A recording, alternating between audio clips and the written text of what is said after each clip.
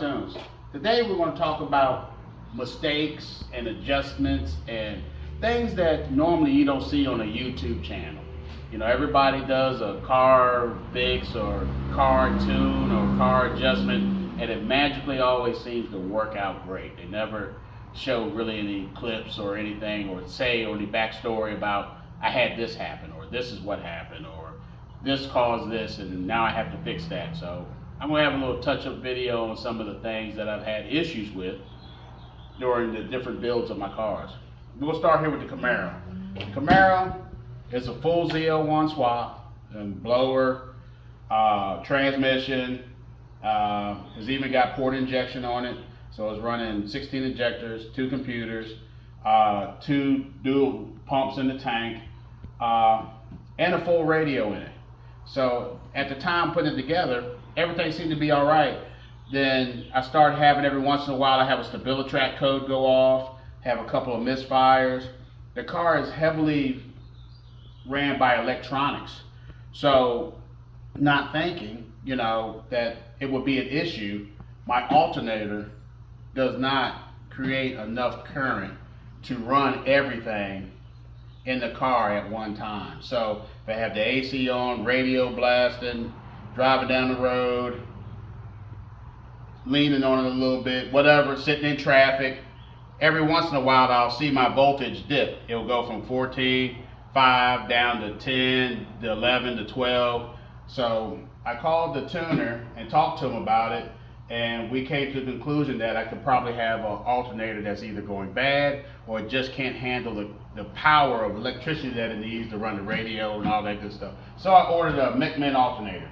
So we're going to put this on tomorrow, and hopefully that will take care of all the problems. I mean, they do a pretty good job. I just got it the other day from Tennessee. Oh, they're heavy. I had it powder coated, aluminum. But yeah, we're gonna put this on and see if that eliminates the problems. You know, like I said, small stuff like that, you know, people don't talk about. I built a radio, a sub for my Dodge.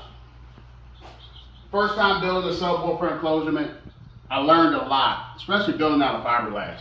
One thing I learned is that you can't really add too much in here. So I rhino lined a lot of stuff and put everything together. It turned out great. It fits in the spot that I needed to have it fit in. But with me adding right through here, fiberglass, rhino lining and everything, it closed up the hole. So the 12-inch subwoofer does not fit inside of here.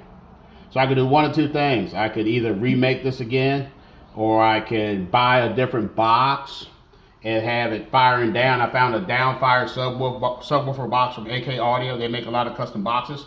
So I think I'm gonna go that route.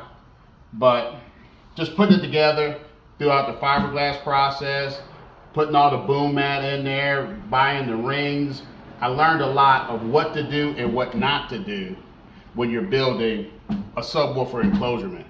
So did it work?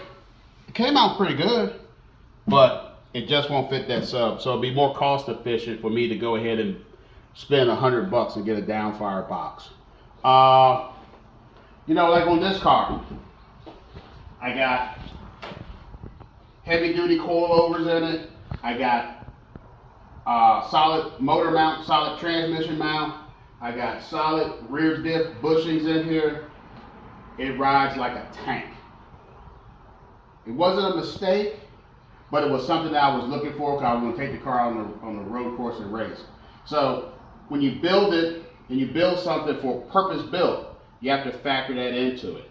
But driving it every day like I had to for the last week, rough on your body, rough on everything, because you're riding down the road and your vibration and your noise and everything that's going on, it'll kill you. But if you're out on the street and you're running around, you want to make a quick U-turn, or you want to go off an off-ramp, or you want to fly onto an on-ramp, this is the car to have. It don't flex for nothing. I got all the strut bars, the bigger sway bars, everything inside of this car, and it handles really good.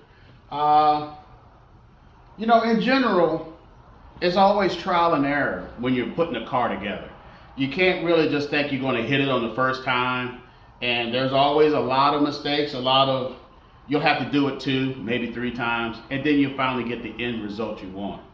I just don't want people to come to my channel and think that, oh, he hit that at one time and boom, he did it right the first time. No, there's a lot of mistakes, a lot of trial and error, a lot of different things that you think is working, but it's really not working for you.